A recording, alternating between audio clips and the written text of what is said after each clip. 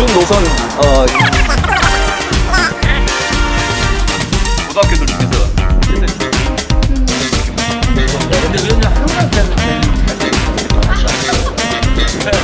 정무위원회가 이름을 잘못 지은 것 같다.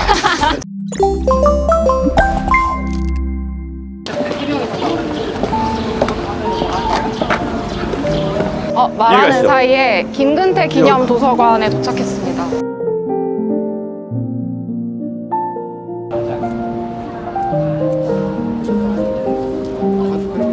이거 지금 김근태 선생님 지금 동상인 거잖아요, 여기가. 그래서 너무 상징적으로 잘 되어 있는 것 같고 건물이 일단 너무 예뻐요, 의원님. 외형적으로. 건물 자체의 설계가 잘 돼 있어서 그 설계를 잘했다는 좀 상도 받았던 제가 상 이름을 제가 정확히 기억 못하겠지만 디자인이 참 괜찮다라고 건축이, 네. 건축 전문가들이 하는 그런 건물입니다. 가끔씩 보면은 우리 지역에 이 높은 건물은 없는데 이렇게 디자인이 괜찮은 건물이 좀 있습니다. 그런 건물들을 우리도 도시의 그 계획하는 측면에서 보면 계속 늘려나가야 된다 이런 생각입니다. 여기 놀러 오시면 한번 꼭 들려보셨으면 좋겠어요. 오다 가다가 도봉구에 오셔갖고 산에 갔다가 내려오시거나 아니면 그냥 차 한잔 하시고 들어올 만한 그런 곳입니다. 네, 진짜 예쁘게 잘 돼 있으니까 예. 한 번쯤 꼭 놀러 와 보셨으면 좋겠어요. 가볍게 한번 들려보십시오. 가볍게.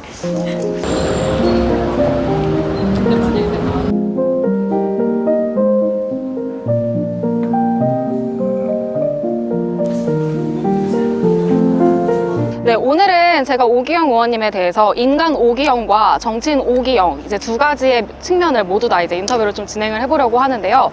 의원님, 제가 의원님을 좀 서칭을 해봤어요. 예. 예전부터. 그 어렵다던 서울대를 2번 입학하셨더라고요. 이과로 그때 네. 8학년 입학을 했다가 네. 한 학기 거치면서 문과로 이제 바꿔서 네. 그 다음에 법대로 들어갔습니다.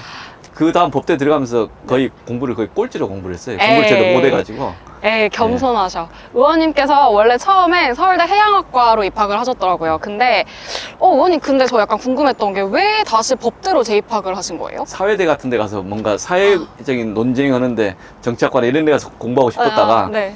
제가 그게 또 법대 간다고 설명하기 편해가지고 과를 바꾼 거죠. 의원님께서는 상임위원회가 그 어렵고 어렵다던 바로 정무위원회에 지금 소속이 돼 계세요. 예. 의원님께서 좀 이런 부분은 관심을 가주셨으면 한다. 입법 중에서도 좀 좋고요. 어떤 좀 현안이 있을까요, 정무위? 정무위원회가 이름을 잘못 지은 것 같다.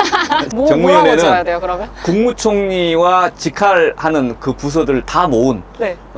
그 상임위원회가 정무위원회고 네. 그래서 국무총실 산하에 있는 조직의 성격이 다양한데 네네. 그걸 하나의 상임위로 하는 게 맞냐 이런 이제 지적도 있습니다. 관심 있는 것 중에 하나는 첫 번째는 대한민국에서의 앞으로 성장하기 위한 가장 큰 이제 제도 개혁의 지점. 네. 그러니까 우리 사회가 이미 선진국입니다. 네, 그쵸. 민주주의도 좀 나름대로 돼 있고 OECD 국가 중에서 그렇죠. 경제적 규모나 네. 사회 시스템적으로 이미 오픈 소사이티 선진국으로 가고 있는데 네. 그런 과정 속에서의 제도가 참 복잡하게 진화해왔구나라는 것을 일하면서 구경을 합니다. 그리고 그에 대한 하나하나 논쟁을 풀어나가는데 단순하게 이게 적이다 아니면 아군이다 이렇게 접근할 수 있는 주제보다는 복잡한 사회 기제들이 잘 작동하면서 서로에게 좀 갈등을 최소화시켜내고 좀 더 나은 사회로 가기 위한 그런 논의를 하는 것이기 때문에 이게 손에 딱 단순하게 잡히지 않는다 이렇게 보여집니다.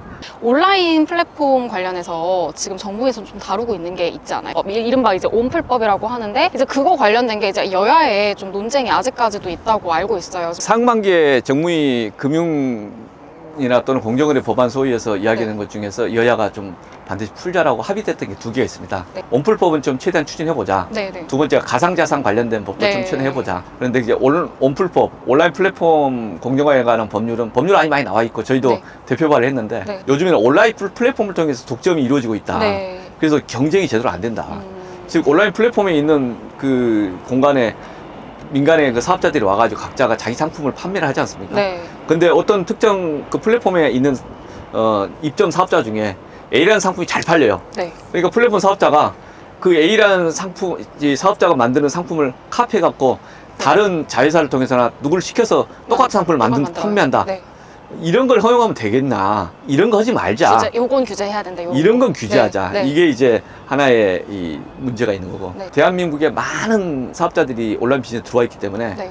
일단 뭔가를 만드는 것을 좀 싫어하는 의견들이 건들고 있어요. 만드는 게요. 네. 인터넷 기업협회나 많은 그 사업자들이 왜 규제하냐 이렇게 접근하는데 네. 저는 모든 사업자를 규제하자 이렇게 이야기하는 게 아니라 온라인 플랫폼의 핵심 사업자들에 대해서는 그 제도적으로 일정 기준을 정비를 해야 된다. 그래야만이 그 무수히 많은 스타트업 기업들의 공정한 사업의 길을 보장해 줄 것이다. 네. 이걸 단순하게 왜 새로운 걸 만들어서 힘들게 하냐 이렇게 이해하지 마시고 기존에 있는 질서가 왜곡된 부분을 정돈하는 그런 수단으로서의 온풀법을 만들자라고 네. 이야기합니다. 물론 그 법안이 여러 개지만 네. 저는 그런 내용으로 법안을 만들자 주장을 하고 있습니다. 그러니까 이른바 카톡 먹통 사태가 일어나면서 많은 국민들이 이제 또 관심을 가져주실 것 같은데 이거 보고 계시는 많은 분들께서도 좀 더 관심을 가지고 여러 가지 입법 활동에 좀 참여를 해주셨으면 좋겠네요. 그럼 앞으로 좀 남은 21대 국회에서 의원님께서 좀 목표하고 있는 바가 따로 있으실까요? 아니 실현이 안 되고 있지만 네. 애착이 있는 것은 애착 있는 법안. 징벌배상 집단소송 디스커버리 제도입니다. 아, 그거 그 어렵지 않아요? 제가 1호, 2호 법안으로 만들어 네. 발의했던 게 이제 네. 징벌배상법과 네. 집단소송법입니다. 음. 기업과 개인과의 관계에서의 이제 약간의 차등, 네. 구조화된 이제 불평등이 있고, 그래서 소비자들이 기업을 제대로 통제하고 있는가라는 의문이 좀 있습니다. 네. 모든 기업 활동을 원칙적으로 자유롭게 허용하되 네. 특정 선을 넘으면 확실하게 책임을 추궁하자. 생명, 신체, 환경에 대한 극단적인 고의 또는 악의적 중과실로 인한 그런 행동에 대해서는 단순히 전보배상을 하지 말고 징벌적 배상을 하자. 가습기 사건에서의 그렇죠. 이 네. 가습기를 판매해갖고 사람이 죽고 뭐 이런 네. 난리 났는데 네. 그 기업들이 얻은 총 이익을 총액, 네. 다 털어내라. 이게 징벌배상이라는 겁니다. 소송을 해서 이긴 사람들 몇 명의 피해를 보상하는 게 아니라 아, 이걸 네. 털어내는 것을 제도화시키면 그 행위를 할 이유인이 없는 거지 않습니까? 100억의 돈을 번다. 근데 비용이 10억에서 20억 정도. 그럼 그 행위가 반복될 수가 있는 거죠. 네, 그쵸. 그래서 이런 의미에서의 징벌배상을 좀 더 강하게 하자. 저는 그런 주장을 하고요. 이번 아이폰 분쟁도 있었어요. 아이폰이요? 아이폰 배터리에 관련돼서 업그레이드 하는 과정이 잘못되면 배터리가 이제 갑자기 빨리 닳아지는 거예요. 맞아요. 저 지금 아이폰 유저잖아요. 그래서 저도 아이폰 쓰지만 그런 걸 2017년도, 18년도인가 문제가 되었고 미국에서는 그게 분쟁이 돼서 네네. 화해가 됐어요. 애플사가 아이폰 미국 소비자들한테 많은 부분을 보상해 줬어요.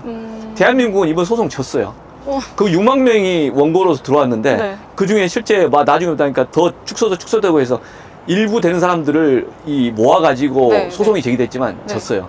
애플이 그러면 한국 소비자를 바라본 시각과 미국 소비자를 바라본 시각이 같을까? 다르죠. 다르다. 당연히 다르죠. 그 사회가 제도가 좀 더 진화되지 않았기 때문에 소비자들이 차별되고 받고 있는 현상들이 있는 거다.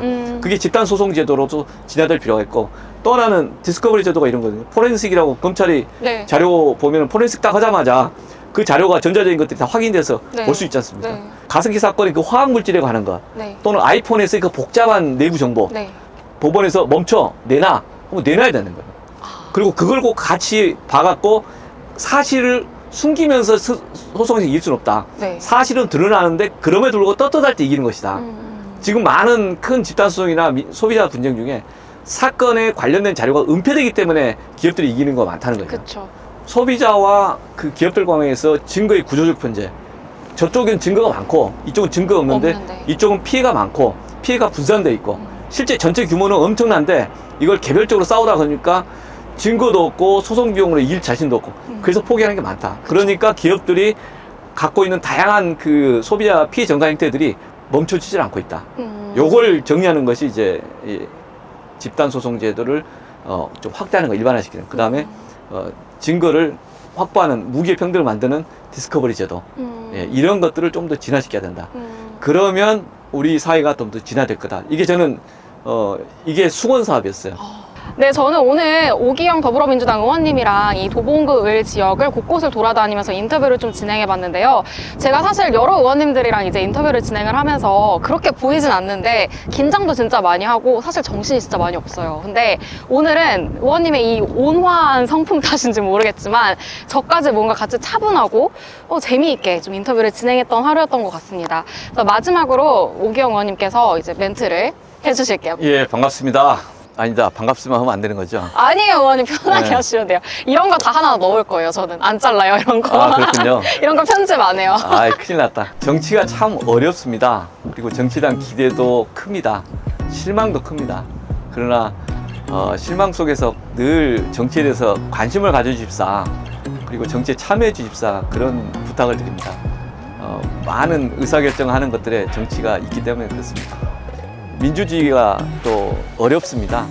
의견이 다양하기 때문에 이견을 존중하고 이견을 포용하면서 함께 가는 그런 과정이 시간이 소요되기 때문에 더 그렇습니다.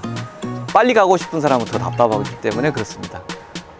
정치와 민주주의에 대해서 또 많은 기대와 관심 부탁드립니다. 민주당이 묵묵히 가겠습니다. 3년패 이후에 다시 국민의 신임을 얻기 위한 몸부림 한 걸음 한 걸음 가겠습니다. 기대해 주십시오. 네, 잔잔하지만 누구보다 깊이 있었던 오기영 의원님과의 오늘 인터뷰 여기까지 마치도록 하겠습니다. 앞으로 의원님의 무궁한 발전을 제가 기원합니다. 의원님, 감사합니다. 감사합니다. 잠깐! 주식이 어렵다고? 하루 10분 감을 보면 성공 투자의 감이 잡힌다. 투자 정보가 한눈에 감을 통해 해외 주식의 감을 잡아보세요.